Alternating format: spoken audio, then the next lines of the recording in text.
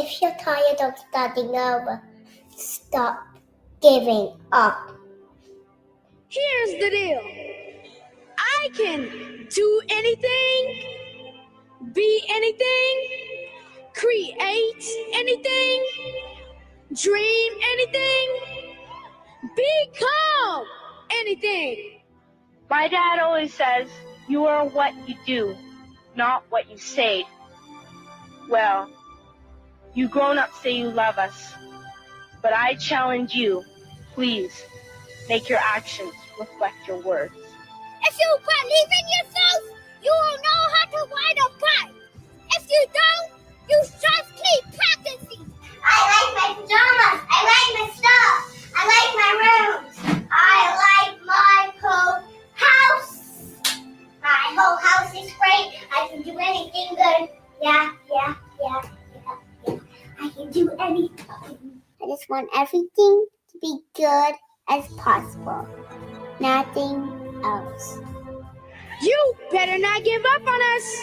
No, you better not. Because, as you know, in some cases, you're all we've got. And if I can be nice, I think all of us can be nice too. This is your turn.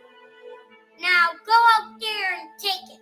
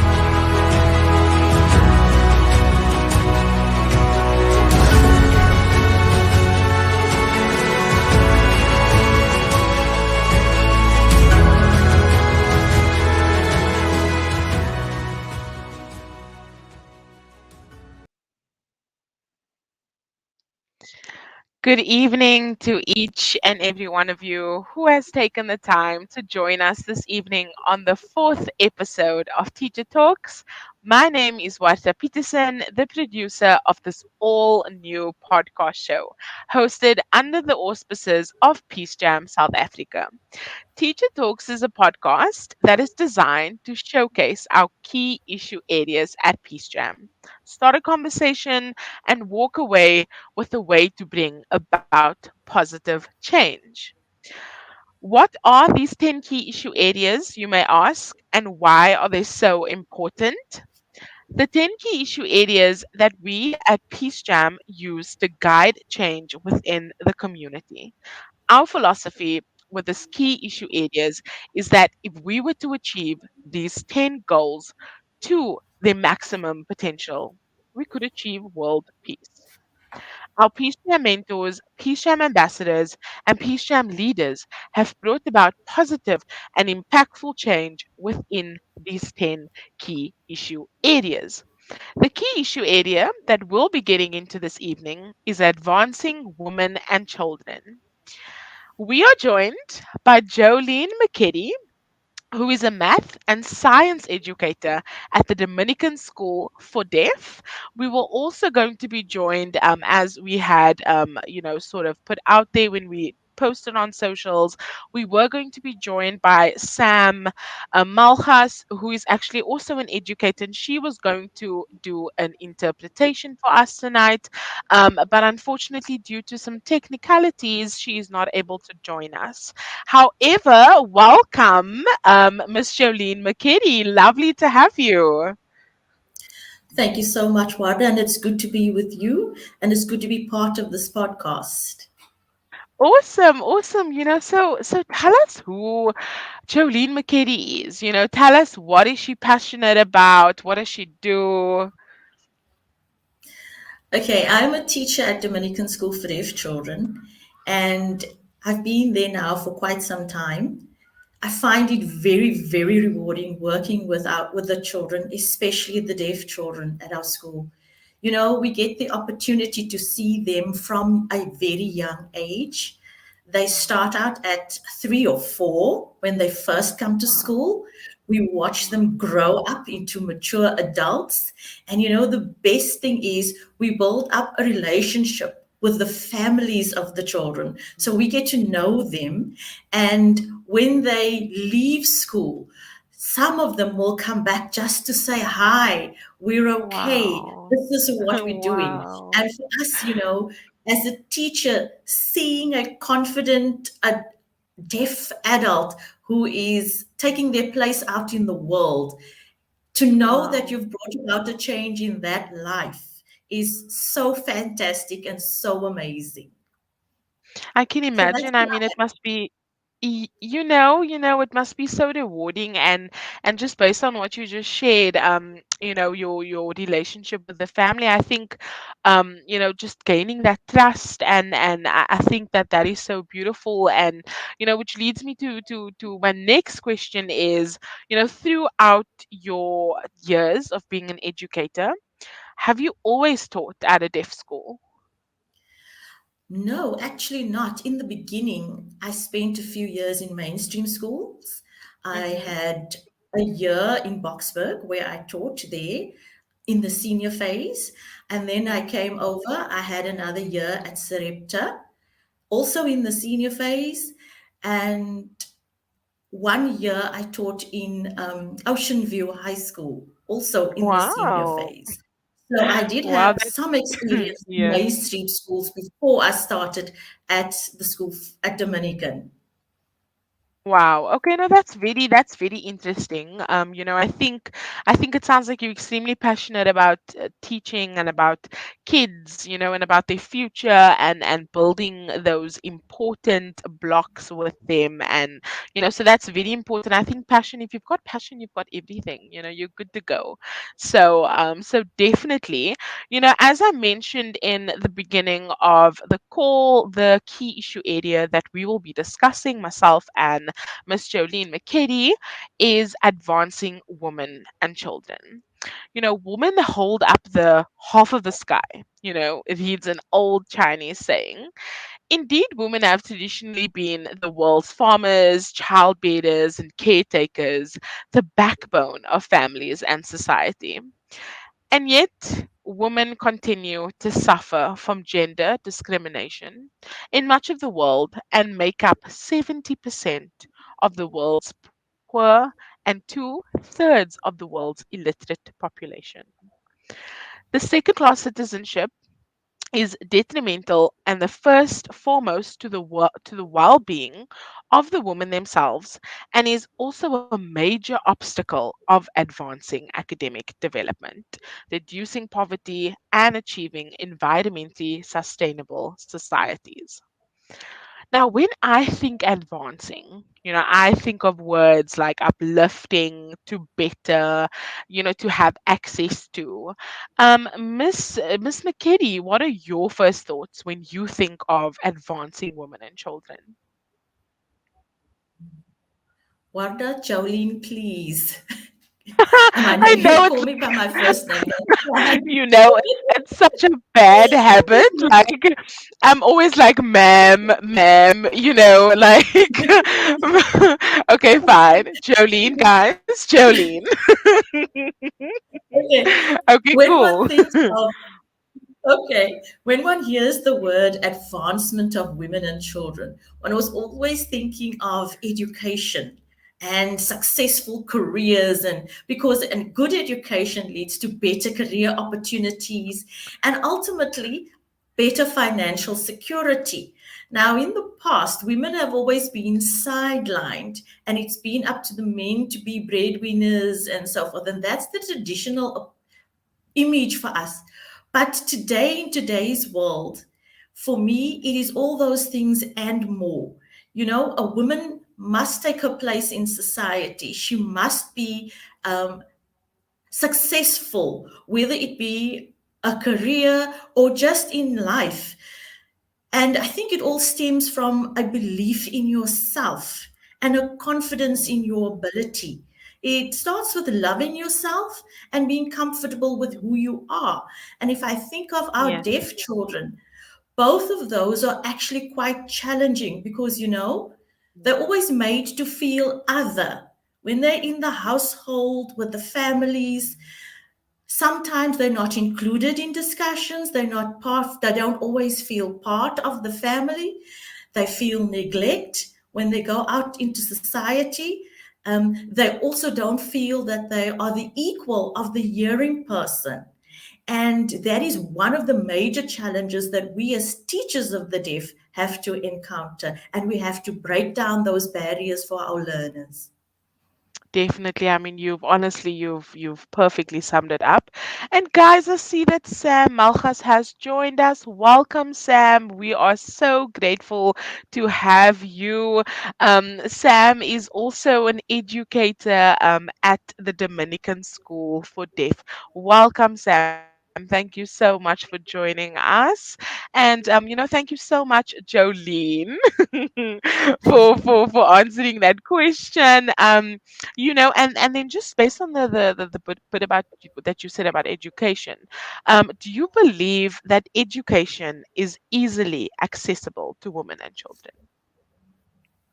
You know, Warda, in our country and indeed in the world, the government has put so much legislation in place to allow children and women access to education on all levels. And although in society there are many, many women and children who now can have education, whether they are going to primary school, high schools, or even tertiary institutions, we still find that there are many more who have obstacles that they find very difficult to overcome, even just in gaining access, whether they be in rural areas or the family circumstances or financial challenges. There are many women and children in today's world who still have challenges. And for me, a particular concern is accessibility to tertiary institutions and educations. Many, because of their circumstances, do not have the financial means to continue or further the studies that they have. Sometimes it's just the conditions and the family situations which prevent them from continuing their studies, even though they may have the ability or the dream to continue. Um, Mm. Even at our school, we have many deaf children. We have now had grade 12s for a few years, and our learners often find it quite challenging to gain access into tertiary education because there are Mhm. so few institutions out there who offer Exactly. assistance and accommodation for deaf learners. And that is one of our biggest challenges that we are dealing with. The one thing is that most institutions are very willing to accept deaf children into their into to study at their institutions, but there's always the proviso that parents have to pay for an interpreter. But you know, Mm. for our parents, it's very, very expensive to pay for one interpreter to be with that student all day, every day. And our parents don't have the means. That's one of the Of biggest course. challenges our learners face. And then also the other accommodations that go with the interpreting services for our deaf children. I think I think that you've summed it up so perfectly, and there's something that I wanted to touch on is and this is something that just based on what you just said, this is me personally. I also unfortunately, my mother was a single parent. um all my life. And thank goodness that I was able to get a good education. I'm so grateful. But unfortunately I was not able to go and study after I matriculated. Mm. And for me, I so much wanted to. I actually wanted to go to this film and theatre school called AFTER, and because I've such a great passion for the theatre, and I think that is why I absolutely love doing what I'm doing now, because it's just kind of like my own show. And PeaceJam South Africa has been amazing. Just with giving me this platform, and I'm so grateful, to be able to be doing something that I absolutely love. But the thing is, yeah. So I just wanted to share that with you, that I can agree with that comment that you Mm. made. Um, Definitely, I was also not able to study at the time. And unfortunately I'm still not. Times are extremely tough, and we just have to make do with what we have. But I must say, I'm tremendously grateful that I am where I am today. Like, I think that um you know, yes, I feel like if I were to be able to study, because I had to do like I think it was 3 or 4 years, and it was like Yes. 75,000 rand a year, and I mean, we didn't have that type of money.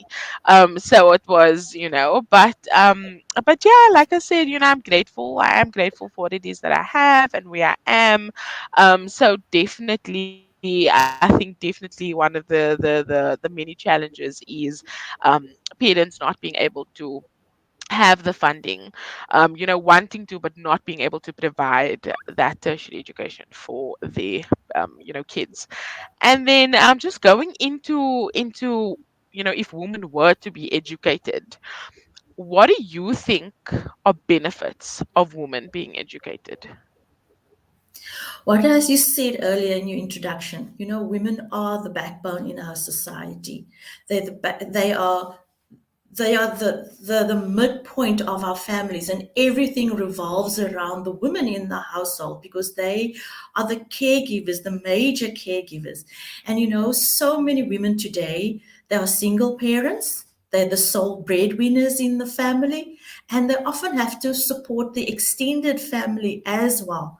So if you have a woman who is well educated, has a good job, it often gives them better career opportunities and higher incomes that is immediately plowed back into the family. It gives them greater financial stability, just day to day living. And that's the major point. They have that assurance, that safety net. Part of that also is an educated woman knowing how she has progressed and advanced, knows the importance of education for everyone, and often will encourage her own children and the children around her, the broader community, to continue their studies, to stay in school, to go to tertiary institutions. And they will often reach out to others and provide support and the help as to how to further their education. We women like to step in and help one another and help one another's children, so that each one has the opportunity to improve their situation in life. So, yes, there's a benefit to the family as a whole, but I think, the more educated the woman, we support one another and we influence each other to the benefit of society at large. So, if one woman prospers, she has the ability to help and support other members of the community as well. Wow, I absolutely love that closing statement. It's so powerful. I think, and I think one of the things also, and you and I, we had this discussion prior. We said that it kind of also just gives her that sense, that's a sense of, independency. And like, when one has that, like, you become more confident, your self-esteem sort of like has an immediate boost. It's the sense of like, I can kind of like look after myself. I can work for the things that I'm working for, and I can help my family, and as well as myself. So I think it's that sense of just, what, like, I'm proud of myself that, that type of that independence, and just speaking of support, I think this is something that is so fundamental and is really one of the core things that we as women really need. And I think, like, I can personally say this. I must say, like, I've seen, like, our community and society back women, like woman backing woman. Like, there's been so much, like, increase of support, don't you think? Absolutely, Warda. That is so true. And as we reach out to one another, as we support one another, we just strengthen our bonds. But what you Exactly. touched on is very, very important. That sense of independence and pride within yourself, that Mm. looking at back at what you have achieved, and then you can also plan your future and say, I've come thus far, but there's more that I can do. And just having the confidence to say it and to reach out and do it and achieve your dreams and goals in the end. No, definitely. Honestly, like, that's so powerful. And and I think that the struggle, to achieve gender equality persists across the globe. Many societies prevent women from full participation in public, political, and economic life. These norms and prejudices can prevent women's equal access to education, property rights, credit, job training, and employment that we touched on. And, furthermore, 6 out of 10 people living in poverty are often women. Six Absolutely. out of 10 people living in poverty are often women. And, by expanding women's participation in the economy, Jolene, how do you think that this improves their lives? Oh,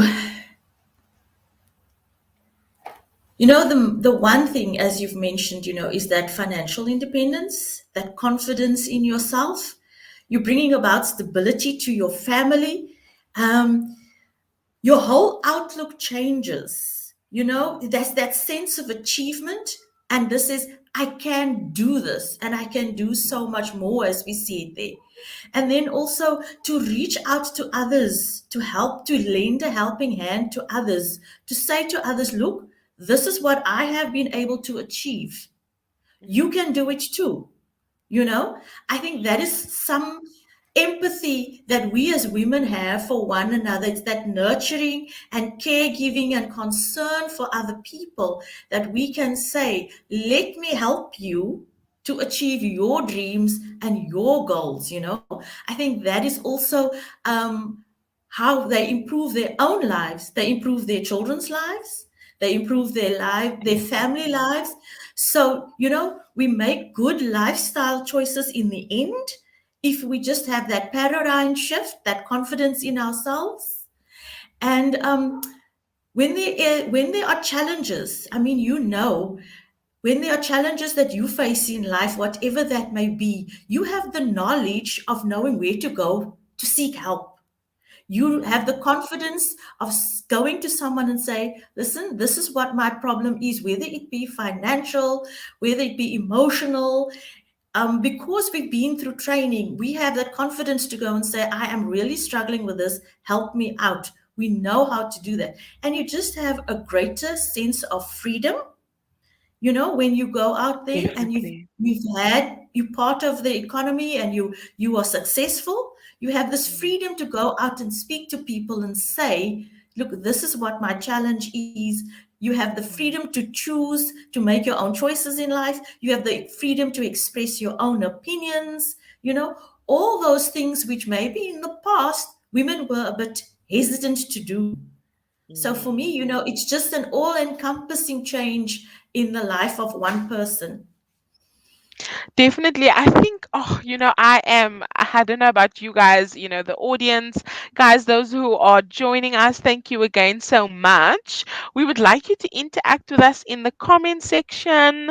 If you have any questions for either myself, Joeline, who is obviously our guest speaker this evening from the Dominican School for the Deaf Children. If you have any questions, please do not hesitate to reach out, sis. Ask away, you guys. The comment section is here for you to engage. And Jolene, just speaking of the working environment, there's something that we as women face. We as women face this in um so many different areas of work roles. And what are your thoughts on stereotypes and stigmas of females being in what is classified as male dominant work roles? Ooh, there's so many areas of out there that males have been dominant in. And I've seen so many women take up the challenge to be electricians, to be plumbers, to be fighter pilots, and it's so wonderful to see. So we are breaking down those barriers, we are challenging those, and we've come a long way. But I think that society has changed somewhat, but largely we still have some of those stereotypes and stigmas out there. And it's one step at a time that we change it. If one person makes a difference and opens out the doors for other women out there to show that we can achieve, we can succeed, we can compete, we can work alongside men and hold our own. I think that just shows how far we've come. But also, the more we look at it and we celebrate these women, these trailblazers, especially if you look at politicians, females who are involved in politics, females who are now taking charge of businesses, who've become CEOs, who are in managerial positions, in all sorts of financial institutions, big tech. The women are out there. And what we should do is we should celebrate these women, because the more we show our young girls that women can do this, it Oh, I gives love them it. a vision. They have something to look up to, and they can say, but if this woman can do it, if this lady can do it, then so can I. And I think that is the most important thing. So yes, there are still stigmas out there, but we as women just have to close our ears to it and say, I am determined to continue. I am determined to hold my own. And if we look at deaf women, there are very, very few role models for our girls out there. I know there are some actors and actresses that we've seen on TV, and the two that has stood out for me, two people in particular that have stood out for me, are Wilma Nevo Drugen, who is a parliamentarian. She's an ex-student of our school, and Ingrid Parkin, who's a deaf principal, and she is at St. Vincent's in Gauteng, and we hold these two women up as good role models for our deaf girls, just to show them these are deaf women who have achieved. They've been through the challenge Wow. of studying at tertiary institutions. They have their Wow. qualifications and they're holding their own. And we hope that in future we will have more deaf girls who also strive to hold their own in society and to be proud of what they have done and what they've achieved. That was just so amazing. And again, this is such a powerful session. I am so grateful that you are here with us. Nadima in the comment section has said, Sisters Unite. Like, I absolutely love that, honestly. And you basically answered my next question, which was, how can we as women, overcome these stereotypes? stereotypes and overcome this stigma that is placed on us, and I think, as you mentioned, something that really stood out for me that I definitely feel is the first step towards this, towards breaking those barriers and, just taking off those chains that society has put on us, is to take that stand, is to be like, what? I see this box that you've so lovely put me in, and you've placed me in this square little box. But you know what? I am not designed to fit in your box. I am not designed to fit in your box. I am worth so much more. And like, I can do whatever it is that I put my mind to. I can do whatever it is that I'm capable, I'm loved, I'm worthy, and I think that for me is something that truly stands out when it comes to taking the first step towards breaking these barriers and towards saying no to stereotypes. Like, honestly, like, if the thing is, there's like, with stereotypes, is that people are always going to have their own perspective of people, their own perspective, be it women, be it men. People are always going to have their own perspective of you, but it is your decision, and it is actually it's up to you to be like, am I going to be defined by what it is that they say I should look like, by what it is that beauty is, or what it is, that all these things, am I going to just flock with the sheep, or am I going to do whatever it is that sets my soul on fire and break these barriers? So for me personally, that is how I would also agree with you in terms of taking those first steps towards overcoming stereotypes. Do you agree? Absolutely, Wada. That is so true, And yes, there will still be, as you said, there will still be people who want to put us in a box and want to stigmatize and then say, Definitely. okay, you're just a woman. There still are those, but we just have to ignore those and carry on. And sometimes in the workplace, it can be so subtle that men make you feel small, and they don't think that you are capable. It's just a little remark sometimes, and you just have to close your ears and to march on, do your best, and show that you are capable of it. Exactly. I love that. I love the whole, like, marching on, and just and something I love that. And I think, just something that is also so powerful is affirmations.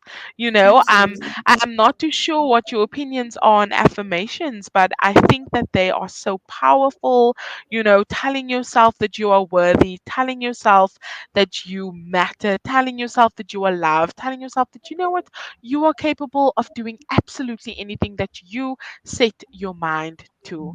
And I think, that could be one of the first steps. You never know. If you I personally believe, if you tell yourself, if you stand in the mirror, and I know you might think I'm so crazy for doing this, but every morning, Jolie, do you know what I do? Guys, audience that is watching, do you know what I do? Every single day, I wake up. I might be not in the best of moods when I wake up. I might be in a good mood, but you know what? I go and I wake up and I go and brush my teeth and I stand in front of that mirror and I tell myself, you, yes, you are wonderful. You are here. You are capable. You are breathing. You can fight another day.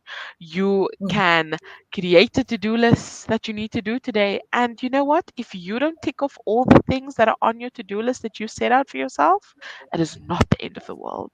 Tomorrow is another day, and we will try again. And I think the minute I do those affirmations, my mindset is completely shifted. My mindset, even I might have woken up in, maybe my mother might have come into my room and put the light on while my alarm hasn't gone off yet, or but then, so I was a bit moody, but then, like, personally, like, if I say those affirmations to myself, my headspace is just somewhere else, and I think for me personally, that that is one of my things that I do. That's lovely. I think we do all need that affirmation. And you know what is so nice is if someone else comes to you and affirms you and say, wow, what you did is so fantastic. And sometimes we also just have to acknowledge and celebrate the things that we ordinary women do on a day-to-day basis that makes a difference in the world. It's not going to reach the newspapers. It's not going to be on TV. But you know, we are great as women. What we do every day to bring about a change in our lives and other people's lives, we are wonderful. I love it. Honestly, I absolutely love that. And just going back to children, Jolene, one of the many realities, that children, be it age 13 or and 13 and upwards, basically within those teenage young years, are faced with is falling pregnant before or during the teenage years. Yeah. Do you think that this could be prevented? If yes, how? And if no, why not? Oh, Warda, that is such a challenging question. And yes, you know, it is so unfortunate when we see this. And how many times does it not happen? Um, I believe that as much as it must be prevented and as much as it should be prevented, I do know that life is still very, very difficult for many young girls out there. Sadly, too many of them are raped, too many of them are exploited and pressurized into making bad choices for their own lives. And that is true. We have to acknowledge that this is what society does, or this is what the community does to our young girls. And I believe that we who are the older women who have been through life, who have more experience, should just need to lay a greater emphasis on the importance of education as a way out of the struggles that they have.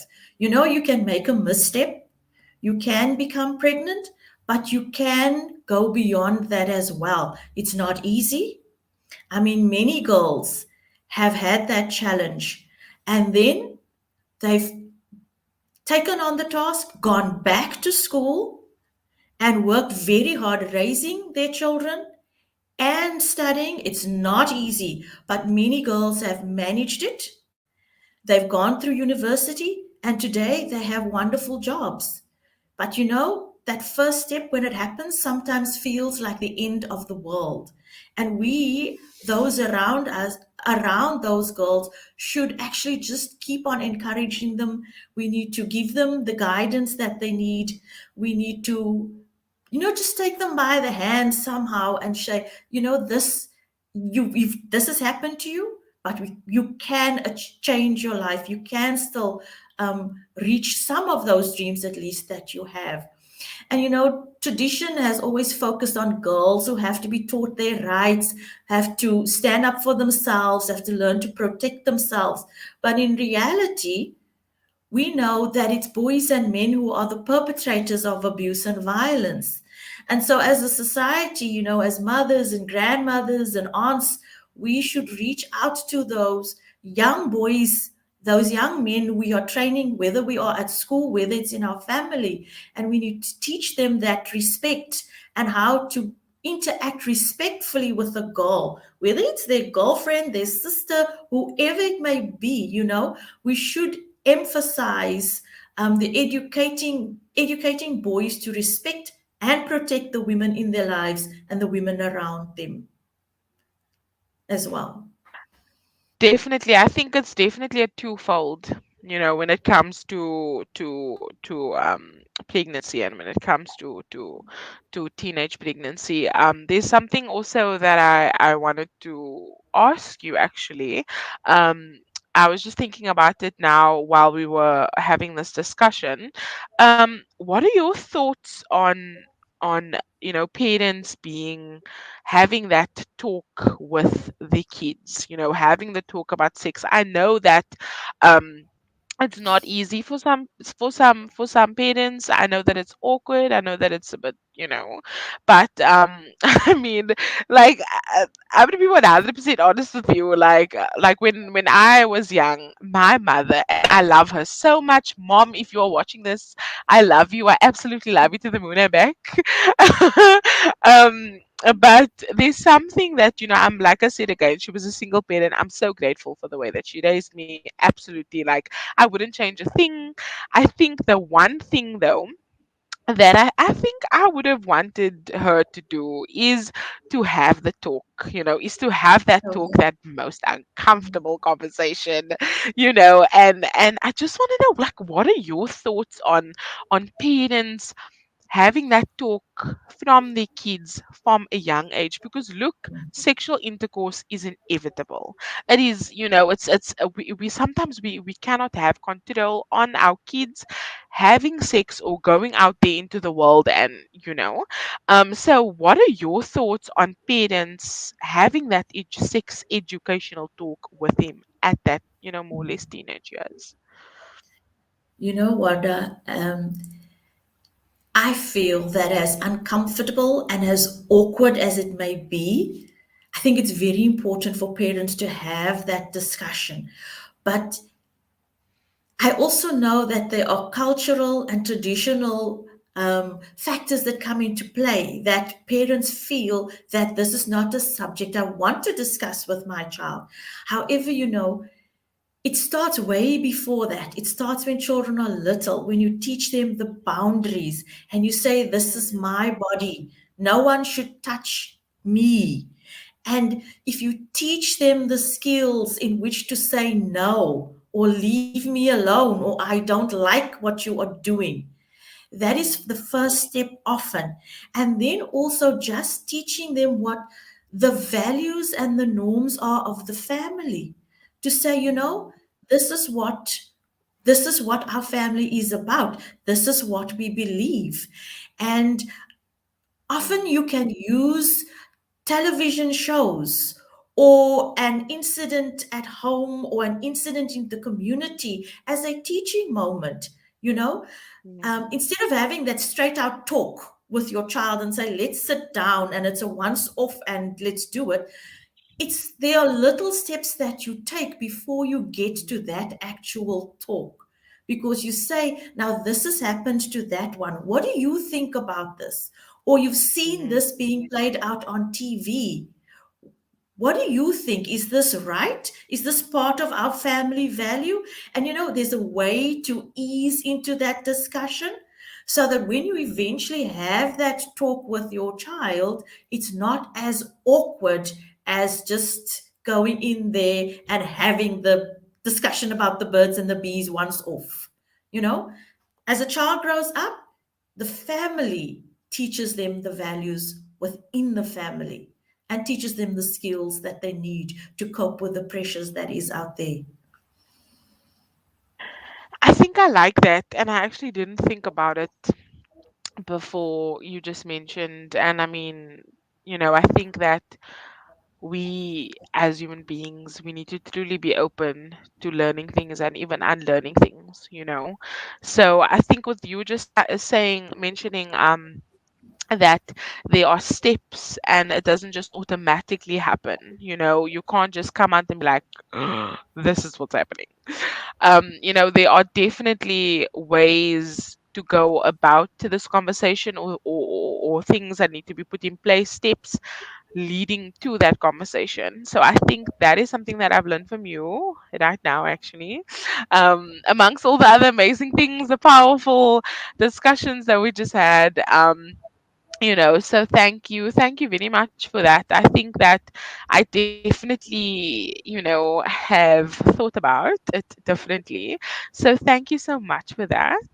um and then, just again, going back to one of the many common realities children are facing in society, that is also being marrying at a young age, as well as arranged marriages, sometimes against their free will.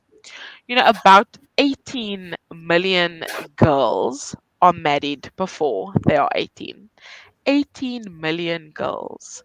And this is happening each year across countries, cultures, and religions. Ma'am, or should I say Jolene? Apologies. Ma'am is just Joeline, like please. this automatic reflex, you know. Jolene, how do you think that this affects their childhood development?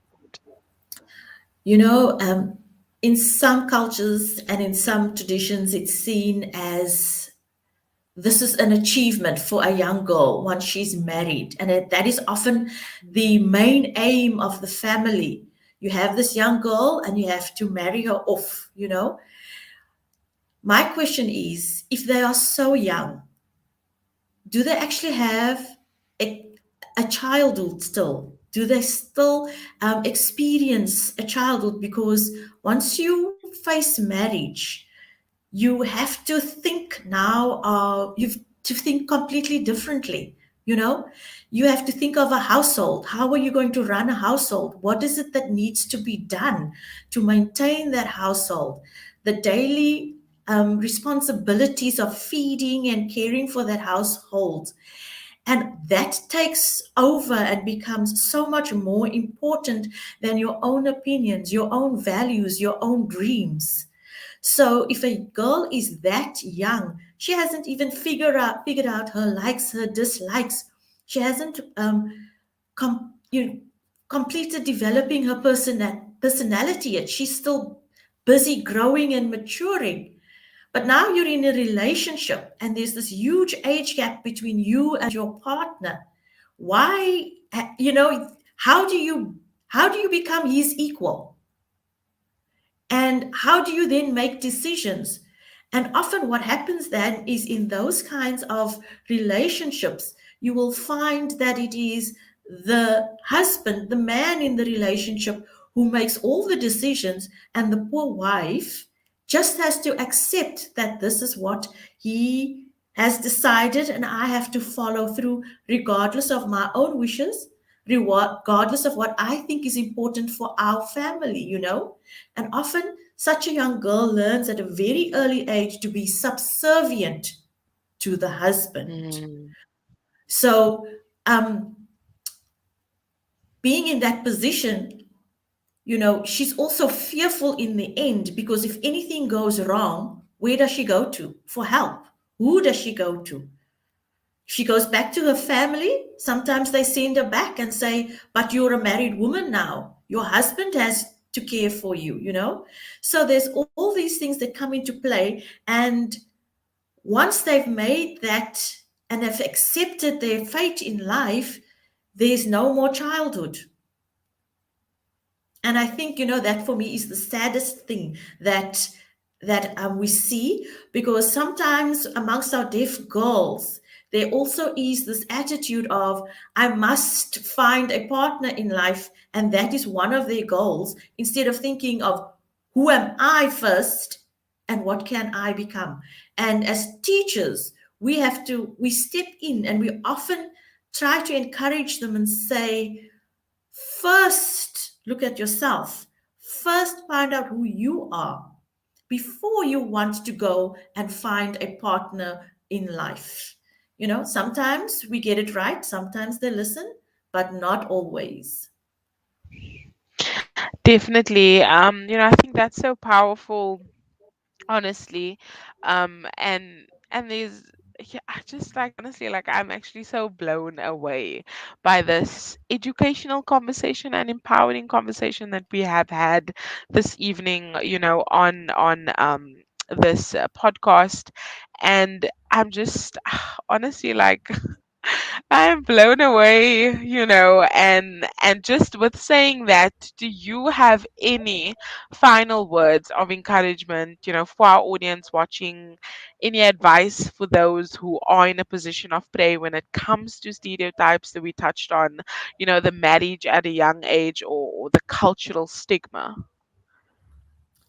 Oh, Warda, um, that is a very challenging question. I'm a teacher, and for me, the way out of your situation, the way out of poverty, the way out of a difficult life is a good education. Mm, Stay at school for as long as you can.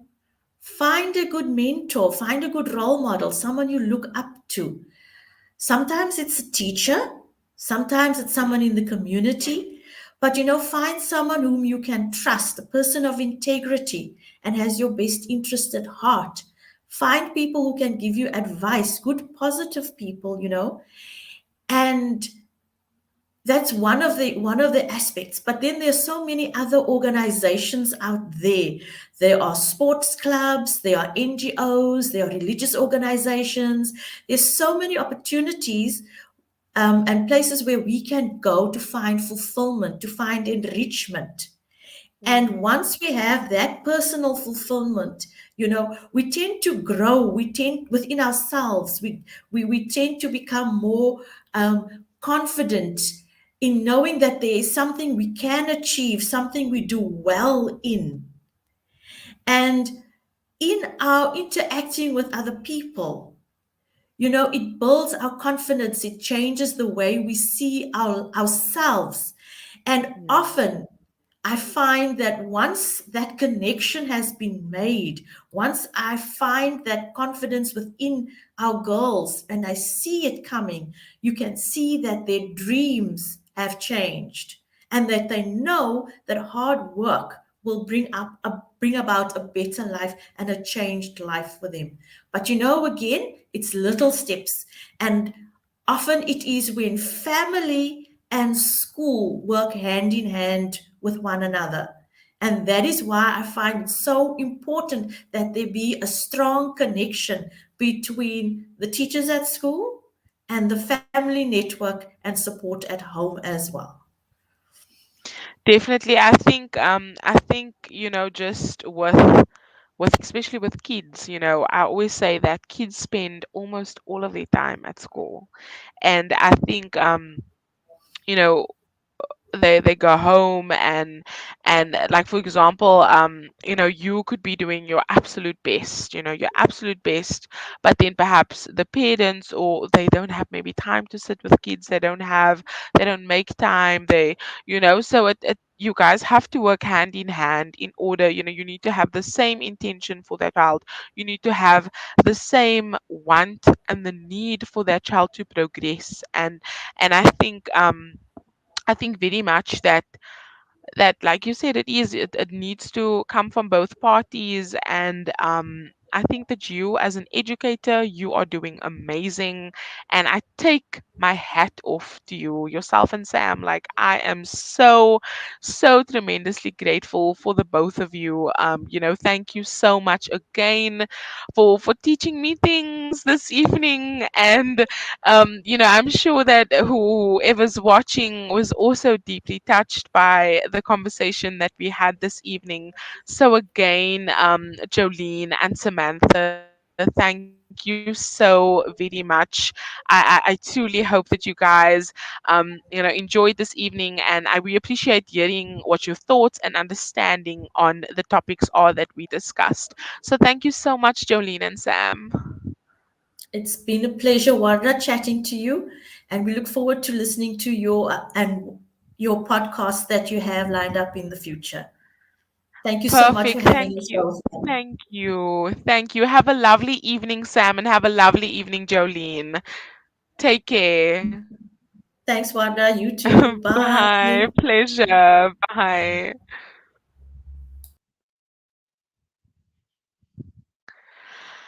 Guys, I have no words. I have no words. I am deeply touched. I am deeply moved by the powerful and the powerhouse that not only Jolene but Samantha Malgas from the Dominican School for Deaf Children have brought on the Teacher Talks podcast this evening. We at PeaceJam South Africa, we are tremendously grateful for for their presence, and also I would just like to thank you to everyone who has been watching. You know, you could have been doing absolutely anything right now, but you guys have decided to be here. So we are so grateful. And thank you for your ongoing support. And again, to Peace Jam South Africa for hosting the fourth episode, guys. We are 4 episodes into 6 episodes of the Teacher Talks already. So thank you so much, Peace Jam, for hosting the fourth episode on your Facebook page this evening, and then not forgetting our amazing tech team. Thank you so much, guys. Catch the fourth episode of Teacher Talks, which is tomorrow, and that is the 20th of October, same time, 7 p.m., same place, Peace Jam South Africa's Facebook page. And guys, we are joined by two guests. And it wasn't a school that I matriculated at, which is Fishhook High School. And stay tuned to our socials. You know, I'm not going to tell you who the guests are, but tomorrow is going to be just as impactful as tonight was. And yeah, so stay tuned to our Facebook page. Make sure that you are following us on Instagram and on Facebook. So on Facebook, we are Peace Jam South Africa. And then on Instagram, we are at Peace Jam SA. And then our Mentoring Peace Builders page on Facebook is Mentoring Peace Builders South Africa, NPC. And then on Instagram, we are at Mentoring Peace Builders SA. Right. So, you know, just calling all educators, be it teacher advisors, principals, student teachers. As you may have seen, our previous events that we are constantly posting on Peace Jam Facebook page, Instagram, you know, workshops, conferences, facilitations that we have had the opportunity of creating. We have an award winning curriculum and program, which we'd be absolutely delighted to share with you and have the conversation and have you implement these different programs accordingly into your schools. How do you go about this, you may ask? Reach out to us on our socials. As I mentioned, we are PeaceJam South Africa and at PeaceJam SA on Instagram, or you can reach out to me personally, Warda Petersen. I am the programs and recruitment coordinator. You know, just in we can have a discussion about how to go about the first steps to not only finding out more information about our different programs, but also to build sustainable and long term working relationships with. Again, once again, thank you so much to each and every one of you who has joined us on the fourth episode of the podcast Teacher Talks. Until next time, sending you all so much love and light. Peace out.